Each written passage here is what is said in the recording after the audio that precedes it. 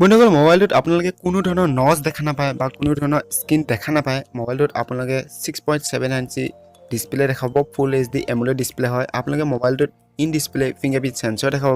আৰু লগতে মোবাইলটোত 8GB RAM 128GB ষ্টৰেজ থাকিব Qualcomm Snapdragon 730 প্ৰচেছৰ থাকিব যি হয় তো গেমিংৰ কাৰণে বেছ হয় এই প্ৰচেছৰটো আৰু মোবাইলটো কেমেৰা কথা ক'বলৈ গ'লে কেমেৰাটো ইজ বেছ হয়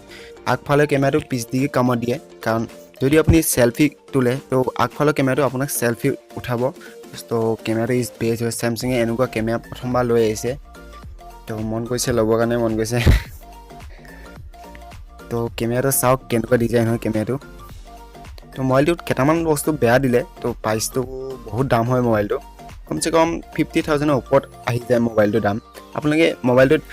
8 মেগাপিক্সেল আল্ট্ৰা ওয়াইড কেমেৰা পাব আৰু 48 মেগাপিক্সেল এটা ৰিয়েল কেমেৰা পাব 3D কেমেৰা থাকিব এআই বাবে বেছ হয় কাৰণ আপোনালোকে এআই জানে কিহত কামত দিয়ে বা এআই আজিকালি সকলো মোবাইলতে থাকে এআই আৰু মোবাইলটোত আপোনালোকে এন্ড্ৰইড পাই দেখা পাব 10.0 আৰু মোবাইলটোত আপোনালোকে 3700 mAh বেটাৰী দেখা পাব 25 ভোল্ট চাৰ্জিং সহে পুৰা ফাষ্ট চাৰ্জাৰ থাকিব মোবাইলটোত আৰু স্যামসাং এ পুৰা ফাস্টিং সাপোৰ্ট দিছে চাৰ্জাৰ সহে তো আশা কৰিছো আপোনালোকে এই ভিডিওটো ভাল পালে তো